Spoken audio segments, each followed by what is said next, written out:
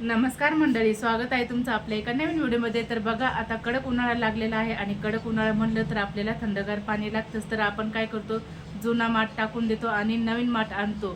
तर मी तुम्हाला जुन्या माठात अगदी फ्रीजसारखं थंडगार पाणी कसं करता येईल तर त्याची ट्रिक सांगणार आहे। तर व्हिडिओ कंटिन्यू करा।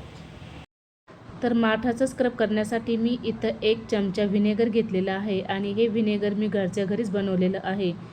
1 चमचा बेकिंग सोडा घेतलेला आहे आणि 1 चमचा मीठ घेतलेला आहे। तर आता हे आपण लिक्विड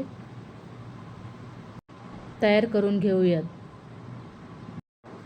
तर बघा, आता हे लिक्विड आपलं तयार आहे स्क्रब करण्यासाठी।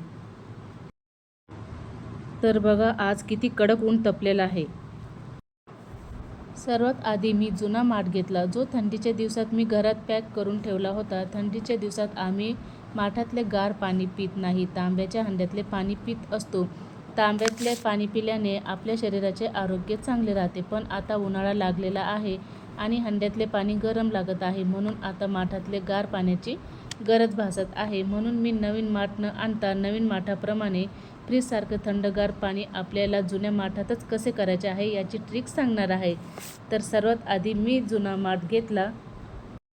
व्हिडिओ कुठेही स्किप न करता पूर्ण व्हिडिओ बघा। तर बघा, हा माठ मी आता काढलेला आहे आणि या माठावर म्हणजे थोडीशीच धूळ जमा आहे, कारण मी हा माठ असा उघडा नव्हता ठेवला, पॅक करून ठेवला असल्यामुळे जास्त धूळ जमा झालेली नाही। तरीसुद्धा आपल्याला हा माठ 4 ते 5 पाण्याने स्वच्छ आतून आणि बाहेरून धुवून घ्यायचा आहे।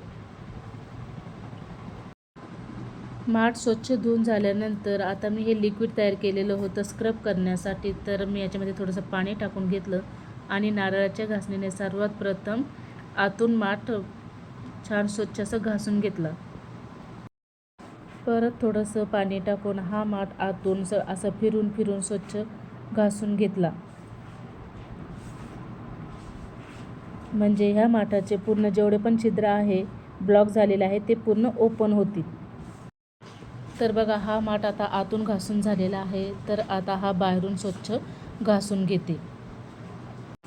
तर हा माठ बाहेरून पण सगळीकडून असा स्वच्छ घासून घ्यायचा आहे। तर बघा, अशा पद्धतीनं हा माठ स्वच्छ असा घासलेला आहे, चांगल्यापैकी स्क्रब झालेला आहे। तर आता हा माठ आपण स्वच्छ धुवून घेऊया।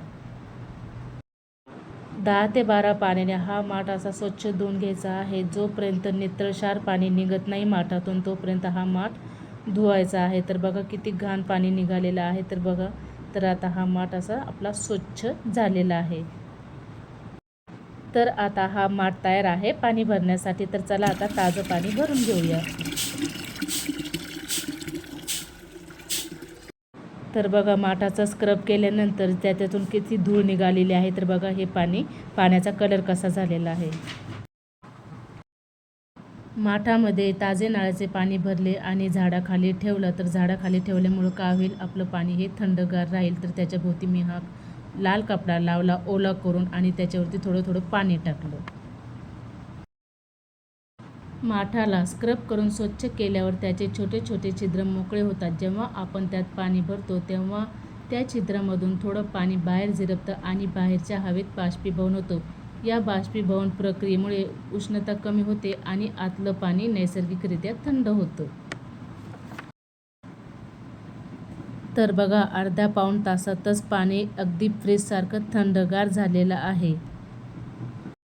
तर मंडळी, तुम्ही पण ही नैसर्गिक ट्रिक आरोग्याच्या दृष्टीने नक्कीच ट्राय करून बघा। व्हिडिओ आवडल्यास लाईक करा, शेअर करा, कमेंट करा आणि आपल्या आरोग्याची काळजी घ्या।